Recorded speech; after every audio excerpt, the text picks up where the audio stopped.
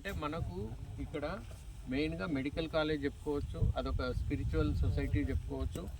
మూడవది వచ్చేసి 183, 180 అంటే బడ్జెట్. నాలుగోది వచ్చేసి మనకు 160 ఫీట్ రోడ్డు, అంటే మనం జస్ట్ ఇప్పుడు ఎంత దగ్గర వచ్చామో అది మళ్ళీ మనకు డైరెక్ట్ జంక్షన్. తర్వాత ఇది ఇమ్మీడియట్గా ఈ రోజైనా ఇల్లు కట్టుకునేటట్టుగా ఉంది, ఊరు పక్కన ఉంది. అంటే ఈవెన్తో మనం ఒకవేళ వీలైతే మనకు డబ్బులు ఉన్నాయనుకుంటే మనం కూడా కట్టుకోవచ్చు ఇమ్మీడియట్గా.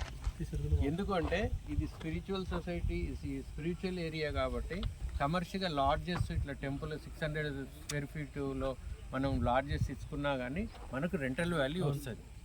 ఇక్కడ 100% స్కోప్ ఉంది. ఇక్కడ రోడ్స్ అన్ని దగ్గర కనెక్టివిటీ దగ్గర, విలేజ్ మధ్యలో ఉన్నాము, మనం కూడా కొనుక్కోవచ్చు అన్నట్టు. మనం కస్టమర్కి ఇప్పిస్తాం కదా, మన దగ్గర డబ్బులు ఉంటే కూడా మనం దీన్ని బడ్జెట్లో మనం వర్కౌట్ చేసుకోవచ్చు. మొత్తం వైడిటీ ఎలా ఉంటుందో, డిటిసిపి ఎలా ఉంటుందో, హెచ్ఎండి అన్ని నామ్స్ దీనికి అప్లై ఉంటాయి. మొత్తం డెవలప్ చేసి ఇస్తారు.